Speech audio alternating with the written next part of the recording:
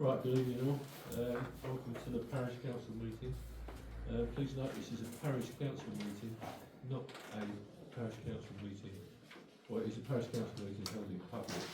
It's not a public Parish Council meeting or any other meeting. So please, any comments you've got, you can make them back to the Parish Councillors. Okay. Right. So I'll invite any comments or questions from the audience. Please note that questions cannot be asked in respect to confidential items. We don't have any confidential items. Any questions? Martin? Yep. Yes, item 14. I'd like to invite the Parish Council to a joint meeting with the Preservation Trust and our district councillors to discuss this and arrive on a mutually agreed approach. Date and time to be decided. If we get this wrong, it could have consequences for the maintenance of our coastal defences sometime in the future. Okay, Martin, thank you. Anyone else? No? Okay. Moving swiftly on as we do. To receive the reports, there's only one councillor here. Tim, good evening. Good evening. Go. Not much to report other than the full council meeting on Monday was quite interesting because they discussed the disposal of publicly held assets, and a lot of people might realise there was an ongoing thing with Winchelsea Beach toilets and then Settlescombe toilets, and all the toilets being put up for leases on a commercial basis. But these two parishes said, no, we're in a better place to manage these assets and would like them, and they've been talking for 4 years, and somehow inside the council that got sort of lost, but it came to a front when I went to overview and scrutiny committee, where it was voted to be put in front of full council.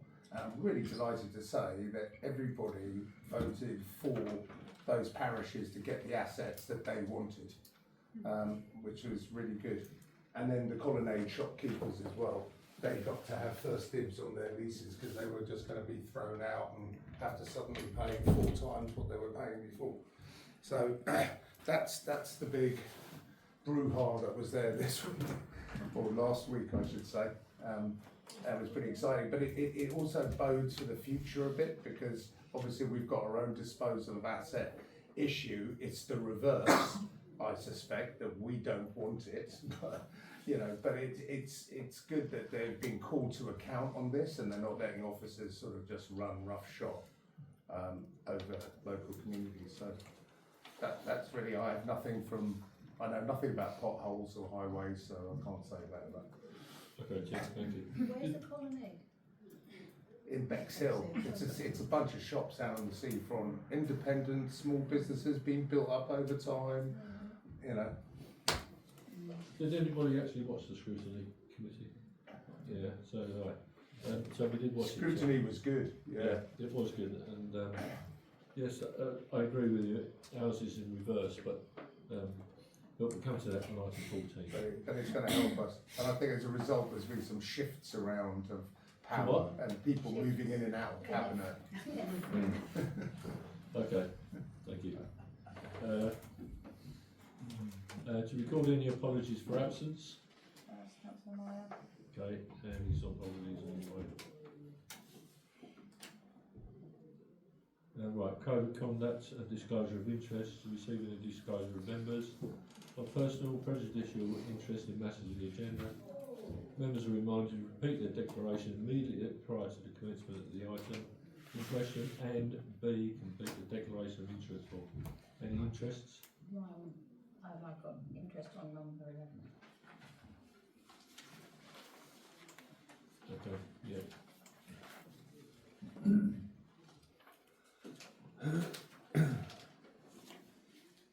Okay, thank you. Alright, to consider and approve the signing by the chair of the minutes of the 24th of June. Okay, we'll move on, we'll come back to that in a minute. Is the minute? Yeah.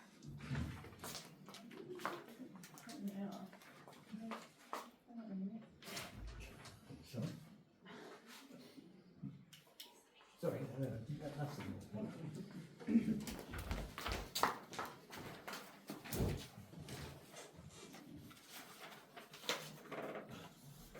Has everybody read the minutes? Yeah, hands up please if you have. You have? not all of it. Okay. Right, so subject to Michael finish reading it as well. Michael wasn't here. Okay. No, I wasn't here, but I just Okay. like to keep up to date what's going on.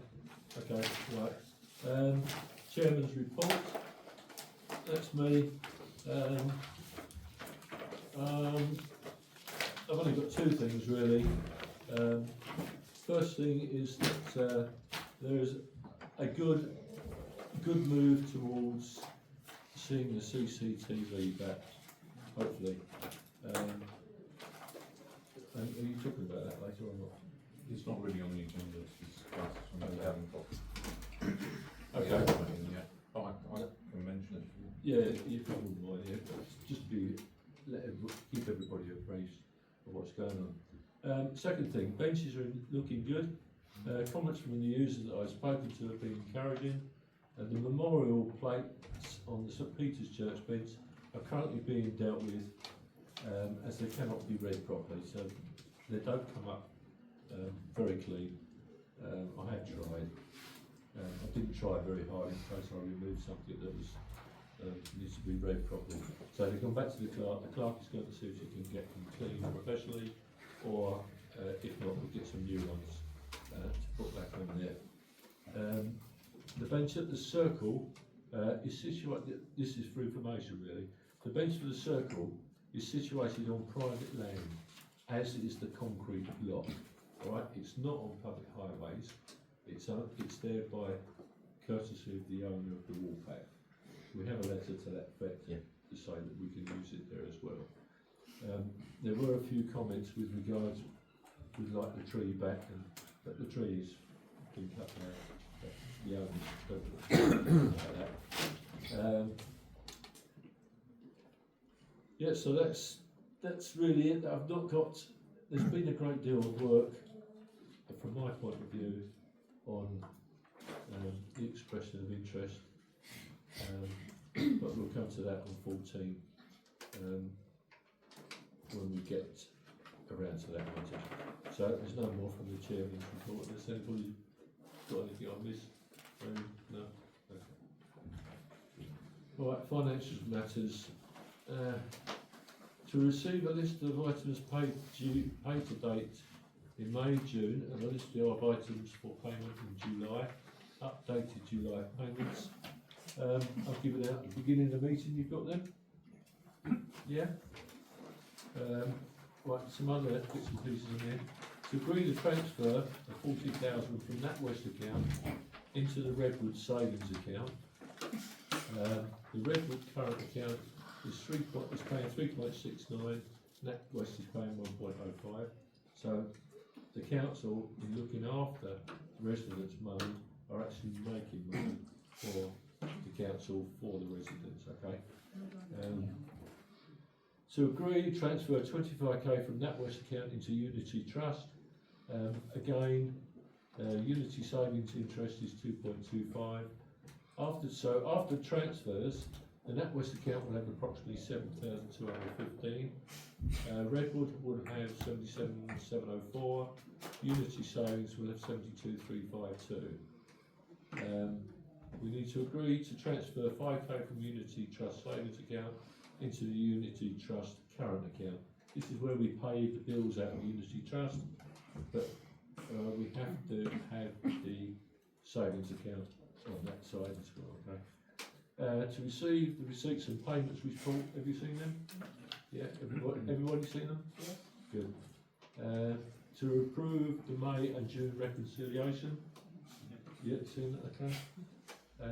And to consider, the last item makes to consider grant application from the Royal British Legion, £100 for the VJ Day event in August. Jeff, do you want to say anything about that? It's not really, no. No, okay. Well, it's part of the grant, so. Yeah. You've got no problem. But only one's read the grant thing. I mean, I have a little problem with it. Yeah, okay. Okay, so you I suppose it should go to a vote. Well, it should do, yeah, really.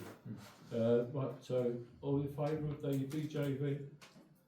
Yeah, okay, carried. Right, internal audit. Anything you want to say? I think, sorry. Internal audit 2025-2026. To agree to a 3-year term agreement with Mulberry and Co. at a cost of £75 per hour plus VAT. We have to have an internal audit. Are we thinking that continuing with the same auditor is a good idea? Or? I think they do most of the parish council, the majority of them, and if we go with the 3-year term agreement, it means we're at a fixed rate for 3 years, so if they put their prices up, we'll still get the same rate as they're giving us this year, next year, sorry. All in favour of that? Yeah. Okay, good. Number 9, bus shelters. To consider quotes to replace roof or bus shelter on White's Lane. We've got 2 quotes. One contractor didn't show up. Another contractor didn't want what to do because of health and safety issues. We need the council to agree if they want the roof replaced or if they're happy for Councillor Smith to do what's necessary to do. I've got to do it right, haven't Shall I just say a couple of words about it? Please. Yeah. We did at first cost up a replacement. It just grew into yet another nightmare. We would have had to involve the Sussex County Council, planning, the whole rigmarole. The basic cost of a very substantial and good-looking wooden bus stop delivered on site and erected, believe it or not, would have come to about £13,000. They only measure 2.4 metres in length, whereas the existing one is nearly 3.5 metres. So you'd have 0.9 of a metre gap with a drop the other side 12 foot into the stream. So we then looked at maybe the only real, part of it being an eyesore, and I think it's fair to call it an eyesore at present, is the roof itself. So therefore we went out and got these quotes on having the roof section replaced. The last contractor actually said he will not quote because he feels the job is too dangerous, because the back of that bus shelter is right on the edge of the road, pavement, whatever you like to call it, and literally the other side's a drop. The problem we've got, so one contractor has noticed that and has quoted for scaffolding. That would necessitate permission from 2 residents and access through their land to erect it. So really, so it's possible, going by the 2 quotes we've received, to get it done. Is whether or not the cost is worth all the aggravation which could go with it. And my latest proposal to at least Steve and Danielle is maybe just to cut the overhang lip at the front away, which is what you see and why it looks bent, to put in a new bit of sort of straight timber, and to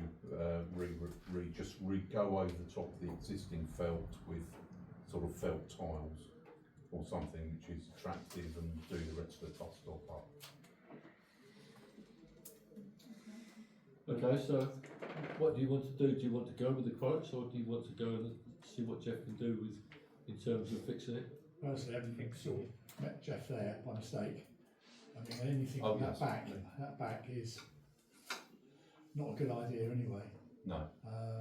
I personally think that we should go for the option that Jeff, if he's prepared to do it. That sounds good to me. There is evidence of woodworming and timbers on that bus stop, but 2 of the contractors have definitely said that's must have been treated in years gone by. It's not fresh, and even I can tell it's not fresh wood. And it's definitely not a structural issue on the roof, it's just over time the roof has warped because of its length. Okay, so the proposal is that we leave it to Jeff to try and sort it out, see what the situation is, on that bus stop. But what about the ivy that's growing on it? That's the other one. That's one at the top. We'll come to that later.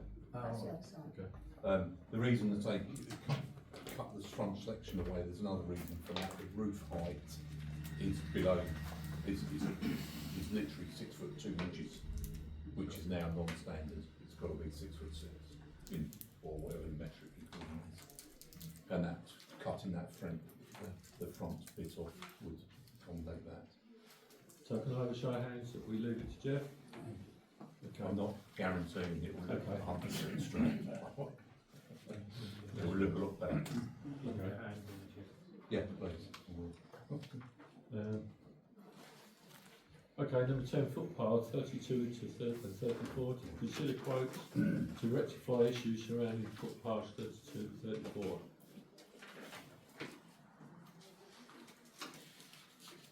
Does somebody want to talk about these? Can't wait.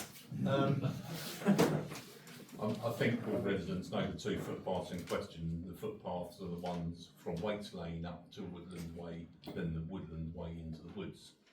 The problem with the lower path, Waits Lane to Woodland Way, is it's got a large natural spring at the top of it, but on top of that, just because of nature, it levels out towards the bottom and is just an utter quagmire in the winter.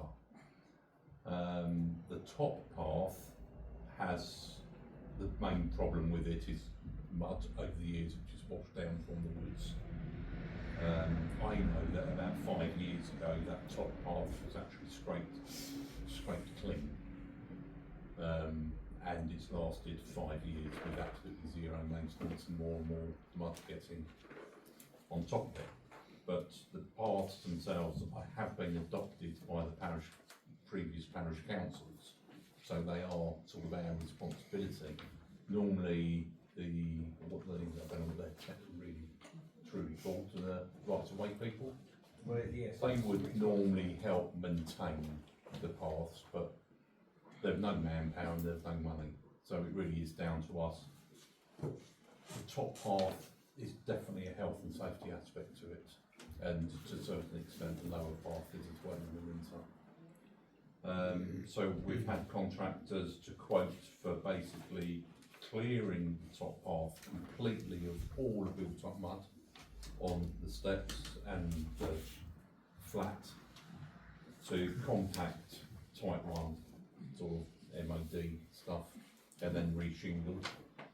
On the lower path from Waits Lane up to Woodland Way, again similar, they're going to scrape it, try and camber it a little bit to keep some height in the middle footpath section, but that will be grated, you know, the plastic grates, and shingled, and I think one of them has included edging. So that's where we are really. And the third contractor, Yeah, sorry, there's a confusion here. he's quoted for Where both, hasn't he? Where we've got bottom path, the third contractor, that amount is for both paths. Yeah. Well, what was the cost involved? Well, the cost involved, so the first contractor who was, I can't say, the first contractor who's known to parish councils, he's done two options. I'll just say this, and one of his options is on the lower path, is actually to lay a high layer or deep layer of MOD substrate, sub-base, and actually put in a resin bond path. The resin bond path is not the type you do DIY on your own property. It is quite big shingle particles. It will last a lifetime, but weed growth does come up in it. Would the mud still affect it? Sorry? Would mud still It will affect basically wash off. it? Oh, That's the beauty of So it it. doesn't take any water up at all, would it create a river just running down? No, this was saying we believe all the contractors have been informed to sort of like not touch the water flow in existence because if we divert the water which runs down the path, we're opening ourselves up a can of worms and we're liable to causing a flood issue. So as far as rainwater coming down the paths and the spring, we can't do anything about it. You can't stop water flow. It's just Jeff, impossible. At the bottom of that, who's done the paving and put the drain in? That's 22 Waits Lane. Well, they've done it. Yeah. So we're only going to go down to that To point. that level. To that level. Yeah. Yeah. I mean, at the moment, you'll know if you're residents of Fairlight, you know that path has caused flooding over Waits Lane in the winter, and it's frozen in the past. What we don't want to do is to make it worse. So really, all these options is not going to interrupt any of the existing water flow. We can't divert it into anything, we can't stop it. So we've got to work around it. And eventually, the top path into the woods, I mean, that will be muddied up again within 6-7 years. We can't do a lot about it. But at the moment, they are both in such a state that I personally think they need some, I think they need some action, and we've looked into it. So on this sheet that we've done, Daniel, we've got top pathway, bottom pathway, and then we've got to start off with contractor 1, contractor 2, contractor 3, halfway down. Yeah. Are they all to do both top and bottom together? So the top of the sheet says top path, and then obviously underneath is the bottom pathway. So we could potentially mix and match them. I don't see why there'd be an issue with that. Hang on, halfway down Then you've got this. here, we've got contractor 1, contractor 2, Yeah, contractor 3 would make This is so. This is So hang on, this amount here, is that for one, is that for that's the top second and option. bottom? Yeah. Just the bottom? Just the bottom. So Yeah, but that's with the resin bond, which we were told would be last a lifetime, but be very expensive. So where it says bottom pathway, there's 3 options Yeah, for option okay. 1 from 3 Right, so it's just the contractors. resin bond that's making a difference. Yeah. And then there's an alternative option, which is option 2. But then I didn't realise, because I didn't meet them, so I didn't really know the ins and outs of the work needed doing. But contractor 3, option 2 on the bottom pathway, that's for both. He's quoted for both, so I can ask him to split it. Yeah, that's okay, yeah. But he did say he was going to get a quote to me tomorrow. I did ask him if he could get it today, but he couldn't get it to me in time. But he said he's going to send me a quote tomorrow for the top and bottom halfway. But it depends how obviously. Well, I thought you want it done. For the winter period, Yeah. can't say before the rain, can we? No. But I could wait for his quote and then bring that to full council for the next meeting, and then we'd have obviously another quote for top and for the bottom on option 1.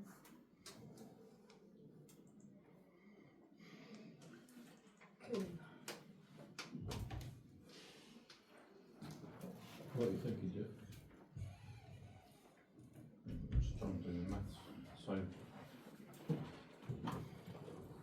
the third contractor, in fairness, is not going to be quoting for resin bond anyway, because he just doesn't do it. So do we need to make a decision as to whether or not we want resin bond, regardless of the cost? Is that what? I think so. I think it's a good start actually to decide whether or not you want resin bond. I mean, on the incline on that path, there's no guarantee that it would last a lifetime. And they've both said that that particular aggregate terra base, whatever they like to call it, resin bond system, the particles are so big and rain will just go straight through it, but because of that, you also get everything blown into it and it becomes a weed patch. So it's not a good idea at that point. Well, there'll always be a solid path underneath, but it would take maintenance anyway. It's not like it would be maintenance free. Is it just me, but it just seems an extremely lot of money, so it's not going to cure the problem? I don't think there will be a cure. I mean, if you lay shingle, eventually it's going to but whether or not you, Yeah. on a temporary Might basis not. and just to repair it every 3 or 4 years, that seems an awful lot of money. I mean, the bottom, the bottom, by the time you pay the VAT and then get it back, you're looking at 14,000 and you're still getting the water flow. And you're saying that You if can't, weeds, we can't, you can't prevent the water flow, no. no, we don't really want to interfere with the water flow, because No. that could leave the parish council liable. We're just trying to stop it getting. We're just hit trying to by- make it To stop it being muddy. and to make it, Mm. I mean, the top path, I think most people know it into the Yeah, woods. yeah. It is absolutely lethal. It is. It is. And I can see the benefit of having that done, but I'm not too sure personally. The bottom part. The bottom half gets very slimy and slippery during the winter. And that is a useful path which goes from Lower Wakes Lane up to Woodland Way and cuts a laborious, That's off on that, isn't it? laborious walk around 3 sides of a square. Mm. Does it So just, I mean, it is used, the paths are used a lot more than anyone. People walk there, go Yeah. through as well. would the resin bound system be, that Mike was just saying it's slippery, I've never been on it, but would that still be very slippery in the wet? No, It won't. but nor with shingle in, Oh, shingles. in the grates. It's, well, yeah. If you just put shingle down, say annually, you still need to do a vast majority of work to get it to the stage where you can just put down shingle. So for the small, it's not split, but for the added amount to put grates down, you're probably talking 2-year clearance compared to sort of 6, 7, 8 years. And you've got to put clearance. something underneath it, haven't you? You've got to put some of that. Well, they were compact. No, you've actually got to put one of those weed suppressant thingies underneath the grid as well. But I think that's No. useful because then when the weeds come, I've got them at home, when the weeds come they're easy to pull up because they usually haven't gone through Yeah, that. but if you want to go and pull all the weeds through the length of the path, that's going to be A little bit weed a killer, little yeah. tricky. But we could get a lot of weeds if it's used that much. It'll just be trampled down. Eventually, you're going to get mud deposits through the shingle. There's no disputing that. No. So you don't want to change. So whatever you do, it will require maintenance at some Yes. point. And the better you make it, the longer that period of maintenance is likely to be. Yeah. So you save money in the end by not having to do something, and also you save debate. You know, having to get somebody to do something and getting quotes and the rest of it. So you know, if you do something that's at least semi-permanent, at least that's done and dusted for a fair amount of time. So we could look at contracted, for the bottom, we could look at contracted 2, the option 2, because he looks the most reasonable, doesn't he? In theory, he's doing exactly the same thing. Yeah. Yes. Yeah, it's a lot cheaper than. That would be a no-brainer, wouldn't it? But that contractor 2 says it's resin bound system. Yeah, but. No, so is contractor no, 1. option 1 on contract 2. Hold on. I think that What's got some, on there? You've got Which is just contractor to 1 write us now. and contractor 2, both doing the same thing. Exactly the same. That's a £5,000 difference, £4,800 difference.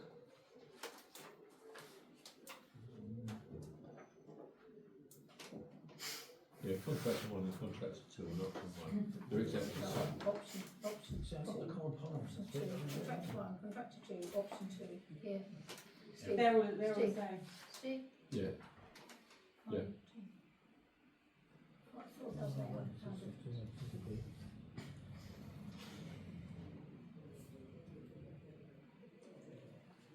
Yeah, that's it. So might as well do contractor 2 then, which is So would that not be a no-brainer for that one?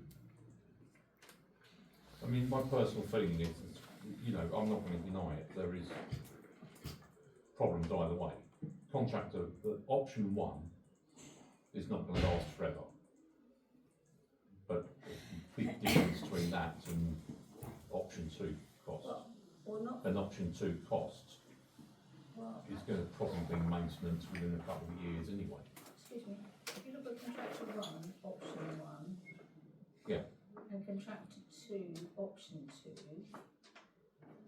There's hardly any difference. difference in the cost. Yes. I know. So wouldn't that be sensible?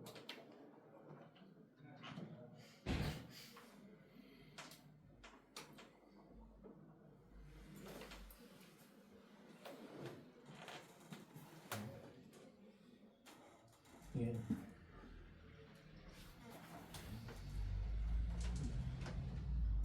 Some maths.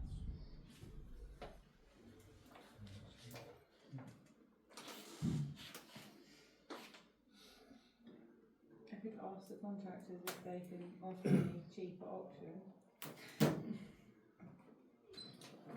Will not cheaper options mean you can have the more maintenance? Yeah, And half of this is because the maintenance hasn't been done in the past. exactly, exactly. Is there a definite no-no from the full council that they won't pay? You Sorry? said they won't pay for the top, Who won't they? the East Sussex. East They're Sussex won't responsible pay, for yeah. that, aren't they? No. No, no. Well, the parish council bought that off of a local resident, excuse me, and we gifted it to East Sussex as a designated footpath. The one that Top leads one into the woods.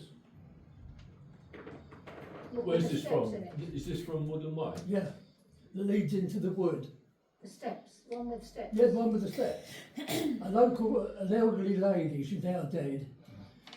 She gave it, or sold it to us for a pittance. Right. And we then gifted it to East Sussex County Council, That and they took over it. Really? Yeah, When was that? well, when I was last on the parish council, good So- 5 or 6 years ago. Martin, you're nodding your head? Really? Yeah.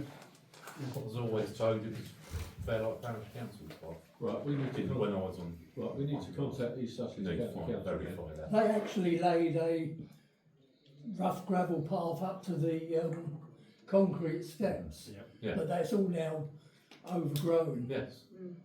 But as I said, we bought it off of a local residents for a couple of £1,000 roughly. And Andrew would have known that, the exact price, and we then gifted it to East Sussex Council, That was nice. and they took over running it.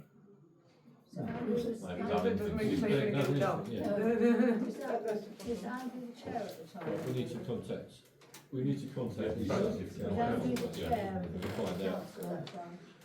Was Andrew the chair of Yes, the yes. council at that time? Well, this is the time scale.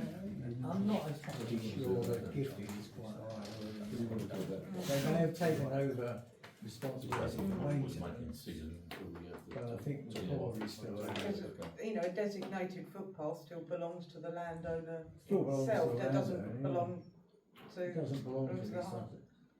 I doubt it belongs to East Sussex. It still belongs to whoever the landowner is. Well, we need to find that out. You need to Yeah. clarify that first. I didn't know anything about Whatever that. way it is, they're not going to pay for this. They've got a pitiful amount of money to actually maintain. Right, So, so, excuse me, that doesn't apply to the bottom pathway though, does it? There is not, it's not much point in Doing doing that. just one unless you're going to get. we'll do the other one as well. And this is the bit from Yeah. Woodland Way up, Yeah. is it, right? Okay, so we'll put that on the back burner then until such time as we find out about whether or not East Sussex does own it or not. Still time for this, winter. Yeah, well, that's if East Sussex pull their finger out, yeah. You didn't say which winter, did you? No. Okay, number 11, the memorial bench request. Go on, do you want me to go? Yeah. I don't think much can be discussed at the moment. No, we're waiting, it says here, to consider the bench dedicated request from Councillor Cook, subject to confirmation that licence does not need obtaining from East Sussex Highways, awaiting confirmation from the East Sussex Highways searches. The clerk has emailed the Sussex Highway searches to confirm if we need a licence. A licence, what, to put the bench there? Yeah. Yes. It's there already. Yes. I know. But we need to wait for the email. It's not too much of an issue. If we do need a licence, then we just apply for one. But it's not really our fault because East Sussex sent me an email to say that it wasn't our land, and I thought, but on the land registry it looks, sorry, it wasn't their land, but on the land registry it looks like it is their land. So I thought I'll just email them to double check. They said I don't think it is part of our land. I don't think, but double check with what was it, sorry? Yeah. East Sussex Highways searches. To double check with them, so I've emailed them, but they haven't got back to me yet. So, but yeah, we can just get a licence if we need one. But I know that I think another bench, there was a proposal to put another bench up there, was there? Yeah. So I didn't want you to put another bench up there before. We've got licence already. You haven't done it already, have you? I mean, I don't know, to the best of my knowledge, it seems to be no man's land, lost in depth of time. Yeah, I think it is, but I just wanted to It's clarify that we ping didn't pong need a between Rother and licence. East Sussex. Right. Right. Do you want to agree to carry on for Councillor Cook, subject to the necessary licence being obtained? Yeah. It just means that you might have to wait a bit longer. Are we all in favour? Okay, good, thank you. We'll give you the price later then. Sorry, I was just going to put agree that once licence is obtained, if necessary. If necessary, then yeah. we're happy for it to. Go ahead, yeah. Notes. 2016. Right, just listen for in Woodland Way has been sent. Confirmation of the transfer is awaited. So, did you get the confirmation of the transfer? Yes, You did. to my knowledge, yeah. Can you do me a favour? Can you photocopy that page for me at home? On that time, you go through the file cabinet. Okay, right. But if you could photocopy that and send it, or send it to the clerk. Yeah. Yeah, please. Okay. Fine. Right, 12, fusion contract. Consider ending the CCTV contract with Bishop Fire and Security. If the clerk takes the router out, because we've got the keys to the cabinet, then it save us paying £111. Yeah? All in favour? Yeah,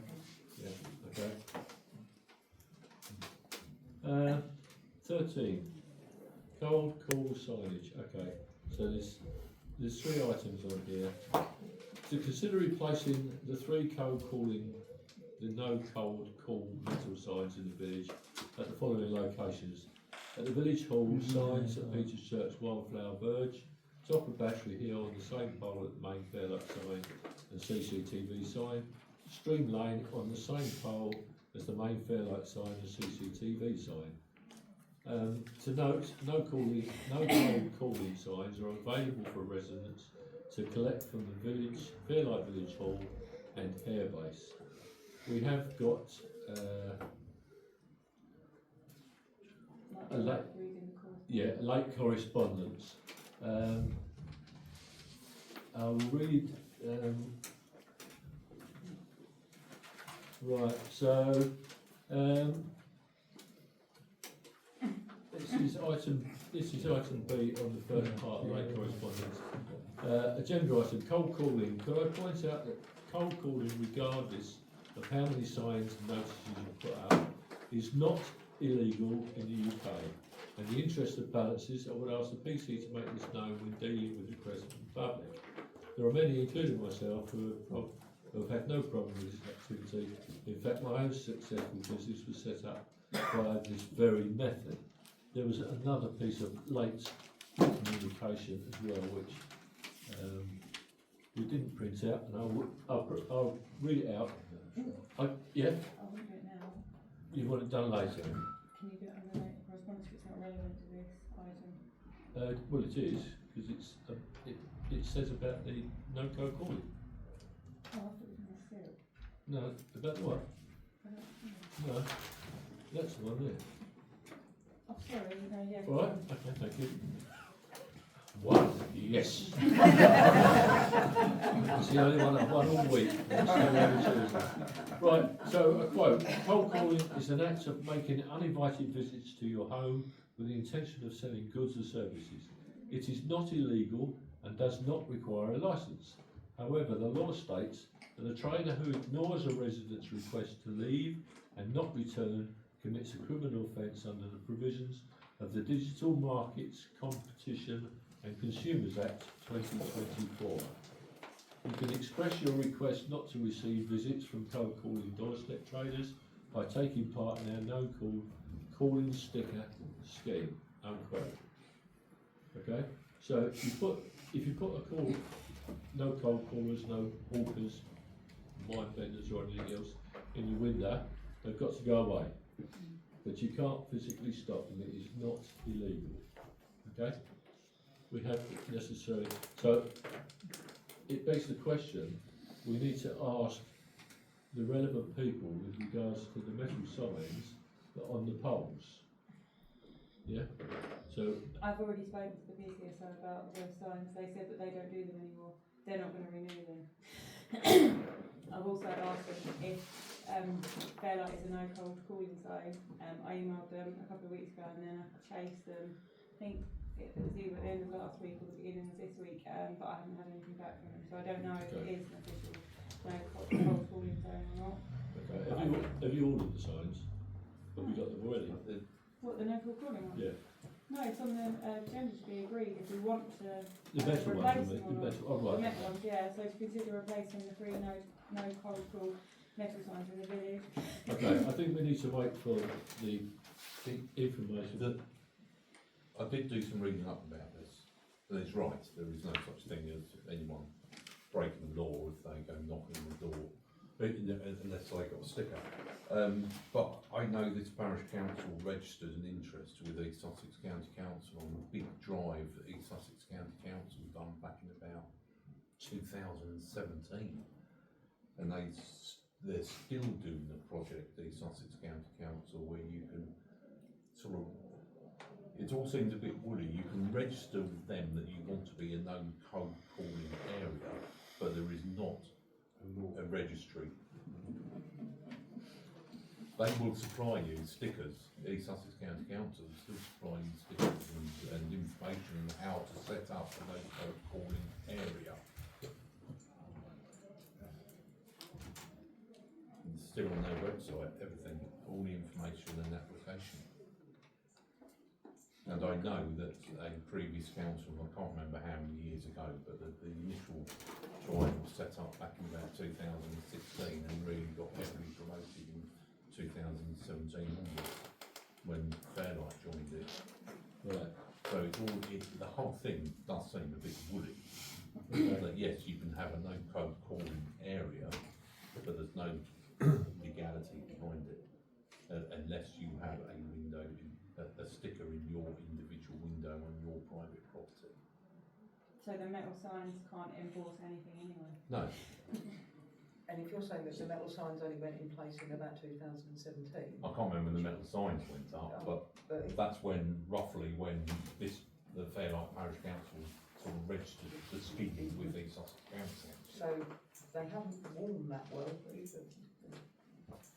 No. So why would you want to? If they're not making them anymore, They're not making, not an issue. Yeah. It was a request from a member of the public, To replace So them. they're no longer available? Are they no longer available? well, the PCSO said no, they're They not don't do it. available anymore. They put them up when they were put up, but they don't do it anymore. So we couldn't have a replacement sign even if we wanted one? Well, we might be able to make our own one up, but Make it probably wouldn't be able to say police notice on it. No. I'd have to double check what we could and couldn't put on it with the PCSO. I think we need to do that, because, and I don't think we need to take them down as it is at the moment until it's really been clarified by the PCSO. So clarify with PCSO if it is an official. Yeah, if it's an No. official notice, and if it's an official no cold calling zone. Okay. Mm. If we can put a police notice on it, then that's what you. Well, if it isn't, then the signs are irrelevant. They're not going to do anything anyway. It would be better to have your sign on your gate or outside your front garden, or, you know, if you don't want them to call. Yeah. I mean, it does seem, East Sussex's website does seem to have turned, I didn't look at all of it, but it was like parish councils could set up and or, you know, ask for an area to be made code calling. That does seem to have disappeared, and it does seem to be an individual house owner now, Yeah. or a small group of residents. Perhaps can I suggest that we perhaps need to put a note out to all residents to tell them that if they want to say that they don't want anybody cold calling them, that they do need to have a notice up in their window or on their doors or something, because most people won't know that, because I didn't know that. So Yeah. perhaps we could put it out in the FRA. Yeah, and I could send you the no cold calling, so I noticed that they sent me, and then obviously if people want to print it out, they can, but I have printed it, no doubt, and put them Yeah. Go, sorry. Didn't do it because they are totally different than what the official ones are from Mid Sussex now. But the PCSO sent them to me, the ones that I printed with you to put in their base. But they don't look anything like those two, which are the official ones. It is an official. Right, well, I'll put them in if you're happy.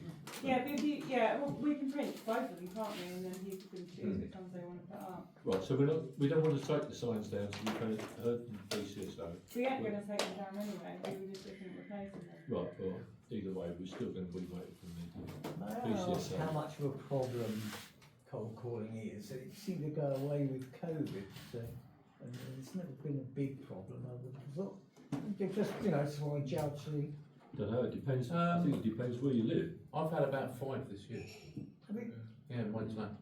I think one of the residents that's on Facebook said that he got approached by a guy who'd been there before, caught him on the ring camera, told him that the windows need replacing, and he said no they don't. So he said he threatened to smash his windows. Oh. So No, I mean, I'm not aware. I certainly all don't think on we camera. suffered. But, yeah, if others have, then it's an issue, isn't it? It was all on the camera. Sorry? I'm a bit stupid of the guy to threaten that. It was all on the camera. Yeah, I think it was very intelligent anyway. But Right, we'll move on from. So I've just put to clarify if it is an official cold calling sign, and I put what we are actually allowed to put on the sign. Yeah. If we do decide. If we're allowed to change the sign, Yeah. what can we put on there? Okay, fine. Right, 14, email from Rother regarding expression of interest. To consider submitting an expression in the land behind Windover, Bishopsgarth, Hazard Gap. I take on board what Martin has said from the Fairlight Preservation Trust. I'd like to reiterate that I think that's a damn good idea to work with the Preservation Trust. I know they're not a corporate body, we have to work within the law.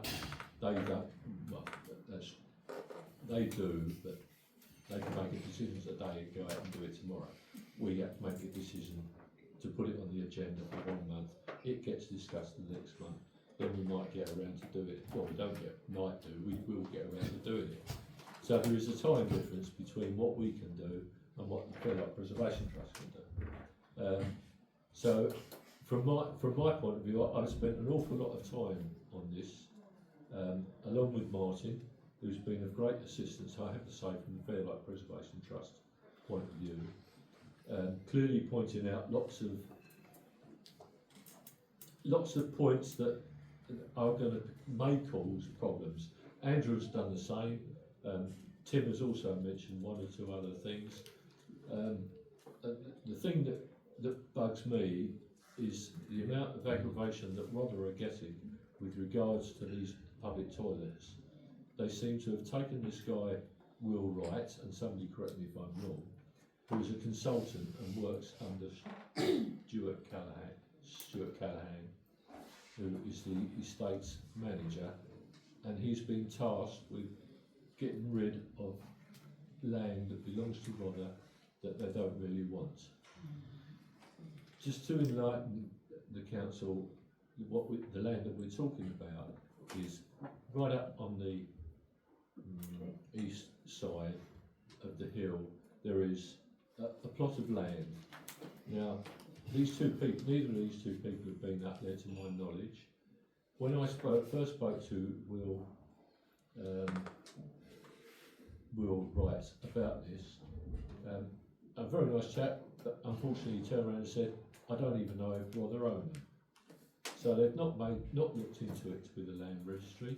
The parish council, under guidance from Martin, who found the EX numbers, we've got the fact that Rother do own those. They also own a couple of other pieces either side of that, if I remember correctly, but they're not registered. But Rother do own them. Problems will arise from discussions with both Martin, Tim and Andrew. Problems may arise if these are offered to the landowners, in as much as they'll probably get them for a few pounds or whatever the case may be. They'll have to pay for them to be transferred over. But if there's work that needs doing on that burn, we may not be allowed to, or us, or the Preservation Trust, or whoever we get to do the work, we may not be allowed to go on that land. One of the things that has been suggested is that we do apply for an expression of interest, hoping that Rother will send us the information when it's applicable, as opposed to what we heard on the scrutiny committee. It's taken 4 years and 2 people haven't even been told about it. So I don't know, but to my mind, I think that what we need to do, and I'll propose it if necessary, and I think I should do, is that we meet with the Fairlight Preservation Trust. Just a meeting, find out what we can do, what we can't do, and then from our point of view, we'll bring it back to council and say this is what we're going to do with regards to that, yeah? Yeah. Everybody in favour? Oh, Tim wants to say Oh, something. Chair, Yes. sorry, just to interject. Standing orders or standing down, yeah? Yeah, sorry, the deadline, you probably know this, for the expression of interest is September 26th, so Yeah, we've got a bit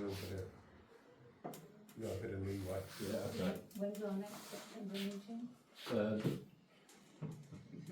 We would probably call an EGM to sort it out because it's an important issue. What I would like to say is there are members of the Fairlight Preservation Trust that I think it would be wise that we have an intermediary chairman. Like, I not chair it, nor Trevor chair it, but I would suggest, as Andrew's not here, that we ask Tim if he wouldn't mind chairing the meeting. Tim, are you happy with that? I'm happy, boss. Thank you. You've got the right answer. Okay then, so we'll get Tim to chair the meeting as well, and it will be as soon as, if I talk to Martin, will you ask Alistair? Alistair, good evening. Sorry I didn't know. My apologies. Can you arrange for a meeting whenever it's suitable for us? As many as we can. I appreciate, Sarah, you might be working. Okay, so it will depend on everybody else's circumstances as well, but the more that turn up, the more the discussion. So I'll leave that with you then, Alistair, can you? Thanks very much indeed, good man. Right, policies review of following policies. We've got Facebook policy, tree policy, adverse policy, weather policy. I'm recommending that the Facebook policy is a waste of time.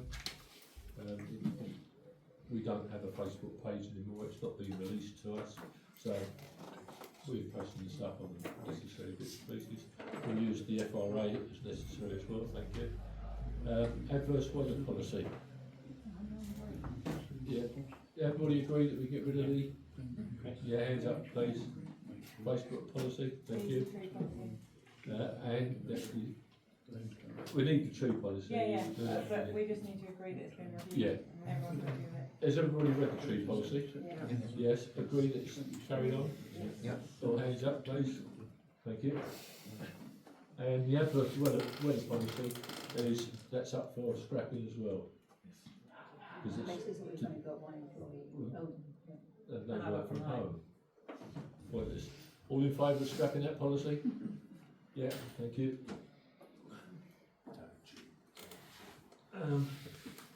Right, FRA collaborate. Sorry, Joe, do we leave that on the website and just say that it was discussed and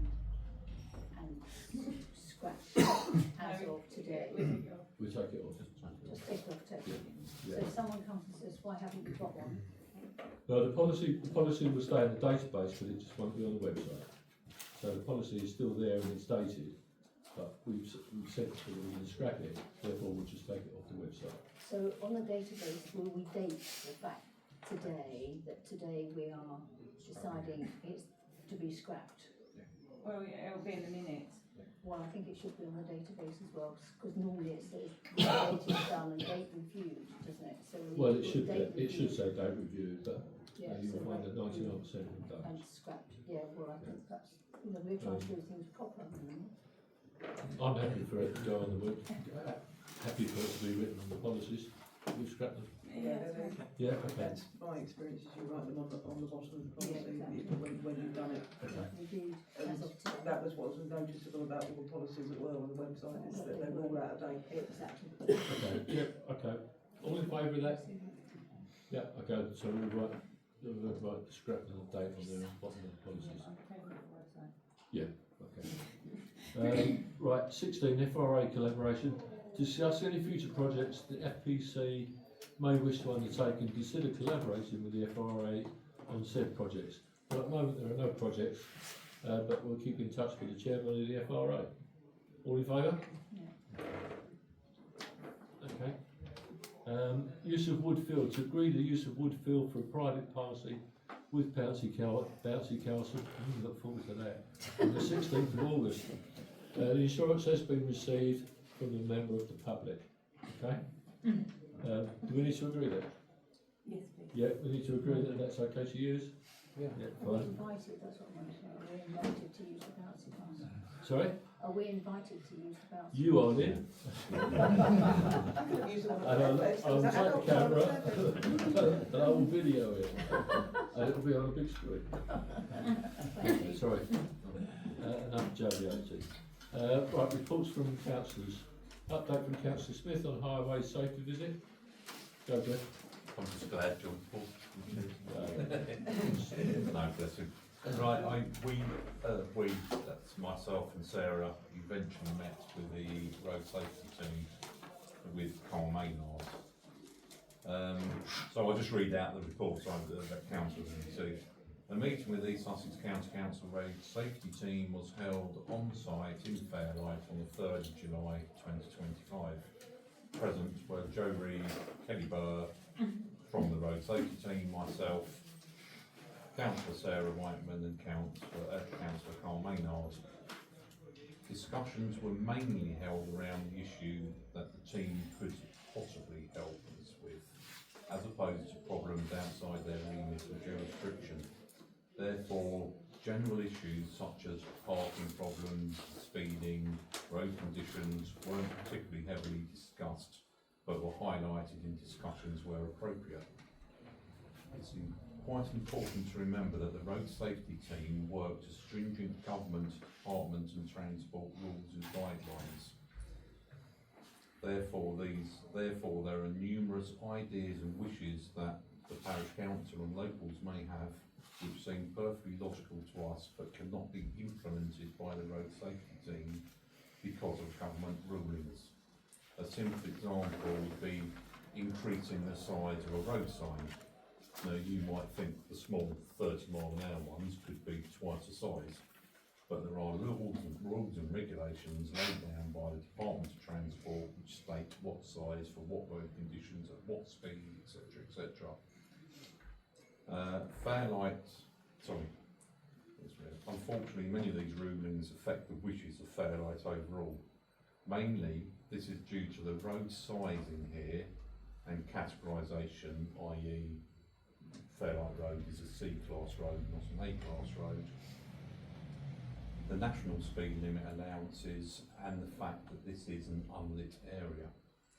It has to be appreciated that even though there are real inherent dangers along Fairlight Road and Battery Hill, all roads within Fairlight actually have a very good safety record, which is another thing which goes against having the action taken by highway safety, because they just turn around and say it's already very safe. So main discussions were held around speeding issues in Waits Lane and the dangers of Fairlight Road and Battery Hill, and awareness signage including road markings. Specific requests were made for white lines along Fairlight Road and Battery Hill, the white edging lines, which has come up in discussions with the Parish Council before, and markings along Waits lanes such as slow near the junction of Broadway and no road, or 30 miles an hour written in the road, just to highlight to people that it's a dangerous junction and keep the speed down. As previously mentioned, mainly due to laid down rulings, these will not be done. Mainly, as previously mentioned, it's because they're either in the area of darkness or the safety record, not a bad safety record. But the specific reasons with Fairlight Road and Battery Hill why white lines cannot actually be put down on the road surface. It was explained to us it was to do with the width of the carriageway. The width of because of the sort of road it is, it's essential, near enough essential to have a central dividing line. But because there is a central dividing line with cat's eyes, the width of the road is not wide enough to allow white edging lines. There are stipulations that they are something like 20 centimetres out from the curb, and they are up to, if it's 40 miles an hour, I think it's 100 millimetres wide. If it's 60 miles an hour, 150 millimetres wide, which would not give enough lane width for a car or the size of vehicles of choose a road. Can I just add a note here, Jeff? If you actually go along by the Southern Water Sewage Works on the twisty bits down the hill, that is white lines either side of the road, but there is no, central white line. There is no central line. No cat's eyes. Yeah. So, however, there is a little bit of good news. The road safety team agreed that the visibility edging stains on Fairlight Road and Battery Hill require attention and will support work required through East Sussex County Council highways. This will require a full report of issues with photographic evidence to be presented to highways for attention, covering vegetation growth, verging ingress over the curbstones, and general surface and signage problems. This is something I propose that I will undertake over the next couple of weeks and present to Council for agreement before going to our highways liaison officer and the road safety team to support. As far as white lines on Broadway, there was white lines Broadway and Waits Lane, you know, the giveaway markers, and Farley Way. They've disappeared, but that's a general request which I'll put in sooner to get redone, but also go in the report. I don't know if anyone's aware, but there's been an ongoing wrangling with East Sussex about the 60 mile an hour to 40 mile, well, the 40 mile an hour speed sign at the very top of the hill, the demarcation speed sign.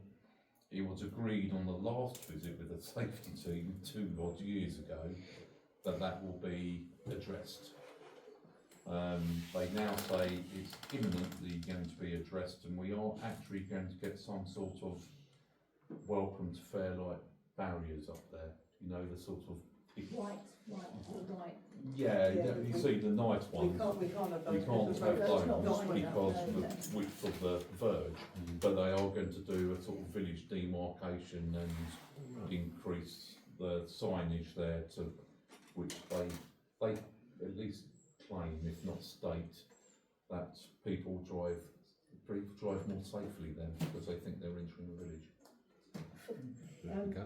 Does that mean, does the 40 mile an hour sign going to be moved back No. further towards Orr? They're not going to do that, are They still won't refuse to move it back. I've had that argument for 4 years with them. They won't move it back.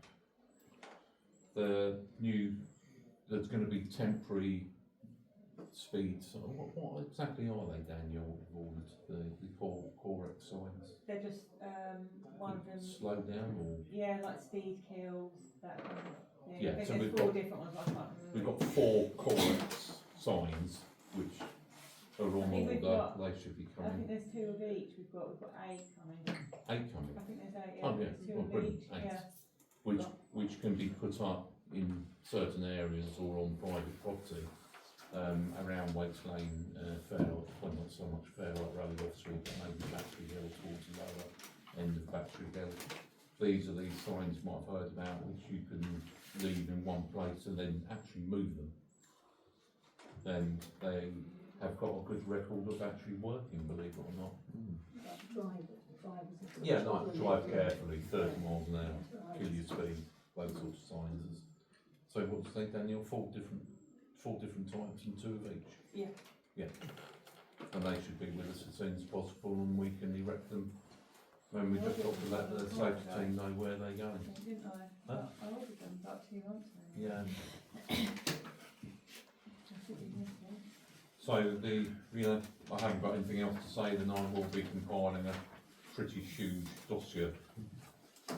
But the most important thing with the road surface and anything like that is, I keep on saying it, the more people who complain on the various methods that you can, the better. They can all be done online. Yeah. If you can't do them online, then, let someone on the council know, and we'll make arrangements for it, to be done. But it's not a problem, is it? Okay, for noting, the FPC action plan update, it's been updated, it's on the website? Yeah. Okay, Oh no, it's not on the website yet, I'll put it on after this meeting, okay, fine. so I can update it. Okay. Correspondence, email from resident regarding dish grant. Jeff? Right. Not really a lot to say. We had a It might be worth, didn't get them all out when I thought of it. In my phone.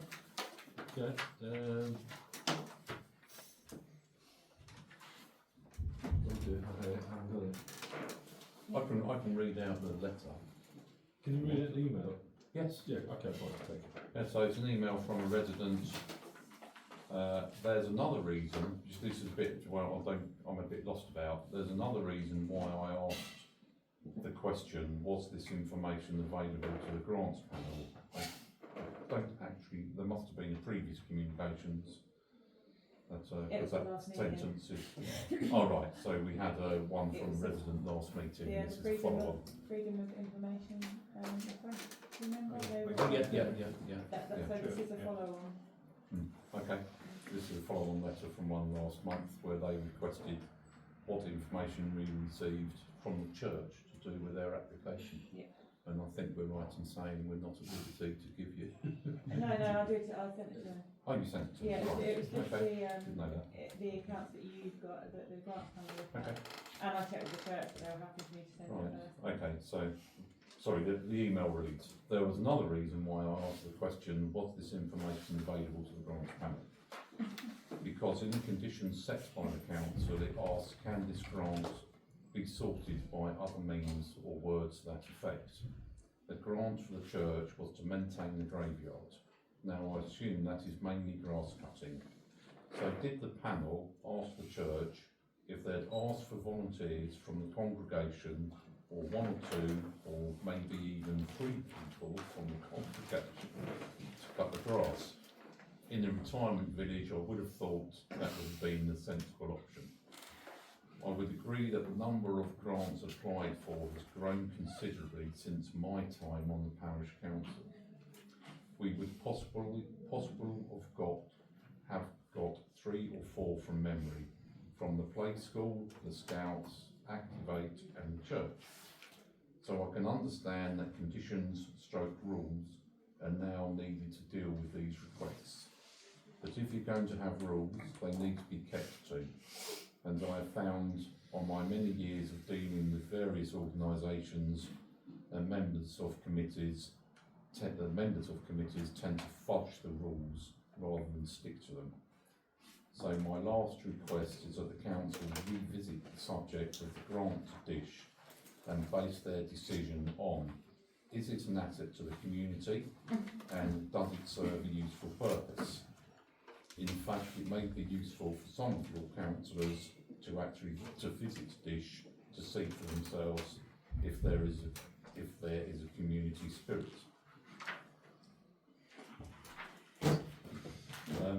As chair of the grants committee which dealt with the application, I could only say it is not for this parish council to openly discuss other applications, the merits of other applications, and the award decision reasoning of their application in reference to them comparing their application to another.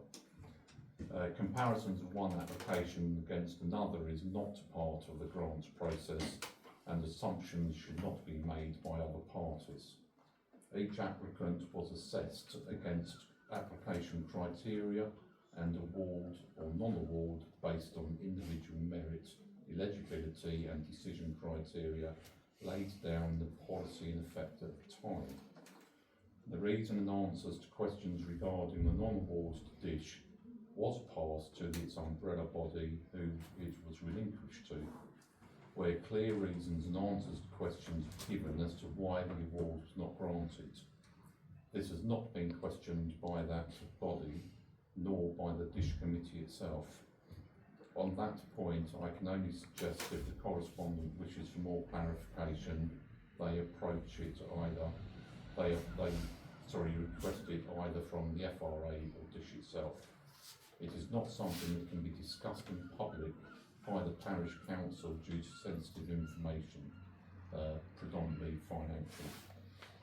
In regards to the request to revisit the grant based on it is an asset to the community and does it serve a useful purpose, neither of these, I don't like to say, but neither of these are direct criteria which the council has to work from, and they were not criteria on either the outdated policy, which was in effect when the application was made, or direct criteria policies of the new grants policy adopted in June 25.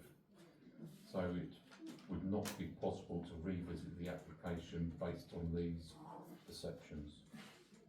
I don't know if anybody else has got any viewpoints on it. The grass panel have done their job, as far as I'm concerned. Yeah, if Dish wants to follow that up, then Dish needs to follow it up. Yes. Personally, by Dish and their committee. And they can't be changed anyway because the proposition was done within 6 months, and we can't rewrite the proposition until after 6 months. Okay, thank you, Jim.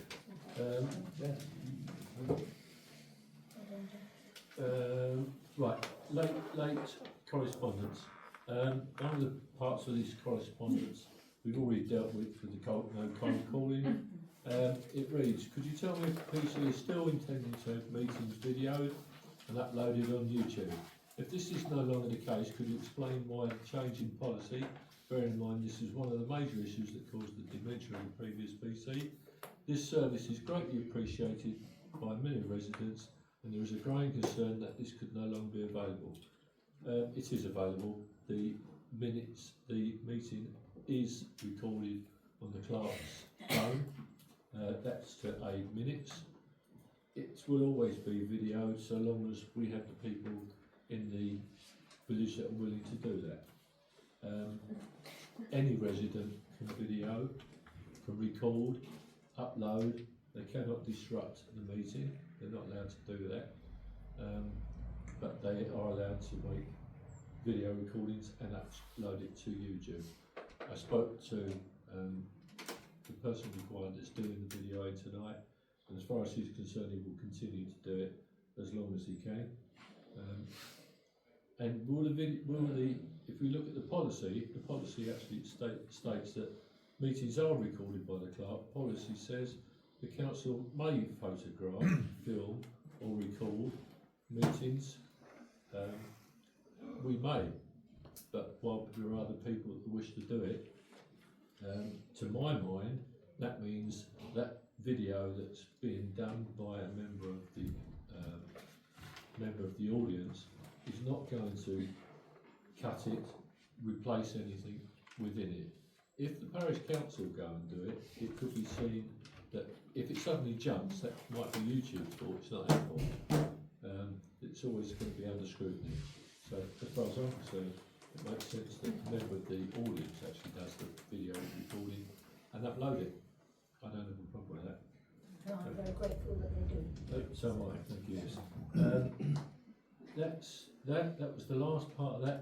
There was one late piece of correspondence which Jeff doesn't know about. It says, well, yeah, it doesn't really what. Oh yeah, the tennis club, sorry. The tennis club. No, it's not, no, forget that, I was just joking. We've recently carried out a health and safety audit of the Fairlight tennis court. Concerns have been raised about a number of large overhanging branches from a number of trees, including a couple of oak trees, as well as dead multi-stem birch tree too close to the court, which could potentially fall onto the fence. Could you please let me know who's the best person in Fairlight Parish Council to talk to about this, and we can discuss and see the issues. Dominic, have we done that? Yes, I've emailed the secretary of the tennis court this morning and met with him later on this afternoon, took some pictures, and then it's something that we can decide on the next agenda as what needs to be done. But some of the work can be done either through myself or the more heavy one need to be done by a tree surgeon, so therefore we will need We need to put that on the agenda. Is that through your company or is that voluntary? voluntary. Do we need to put that on the agenda for the ones that need perhaps a little laborious? Yeah, I can. What I'll do is I'll get 3 quotes for the larger trees. Yeah, talk to Dominic, find out which ones he's referring to. Yeah, thank you, Dominic. Okay, thank you, Dominic. One of the tree is basically a dead tree, and that was already mentioned by the tree survey and also the woodland. Okay. That's super. Right, you need to check with the clerk whether or not one of the other ones has got TPO on it. If it is, we need to apply an application. Okay, thank you.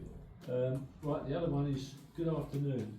I'm pleased to inform you that the Strategic Seal Allocation Panel have decided to invite your project to apply for strategic seal funding. And you know what that's to do. It's to do with the car park and thank you, the one, yeah. So that's good. We've got past the first stage. Well done, Jeff. Well done, Jeff. Right, I think that's it from the Parish Council. Yeah. Is there any survey items for consideration of future agenda? We've got survey for the residents, what to spend the seal money on. We've got seal money. Yeah, we still need to spend it. So we do have 5 years to spend it in, but 4.5 now. yeah, only 4.5 now. We'll thank for that. If anybody has got any recommendations of items to put on the agenda, let the clerk, myself and Jeff know. But other than that, that's it. Close the business. Can we make some comment about Southern Water replacing the water main for the village, and that there will be a village meeting? Well, we can put that on the agenda. Southern Water mains replacement. It's going to cause. I'll give you the paperwork for that. I've got some of that. Doesn't that start before the meeting? No, there'll probably be an EGM to sort out anyway in August. August, so it'll go on the August one. Right. Okay, thanks very much. Close the business. All finished. Job done. Fine.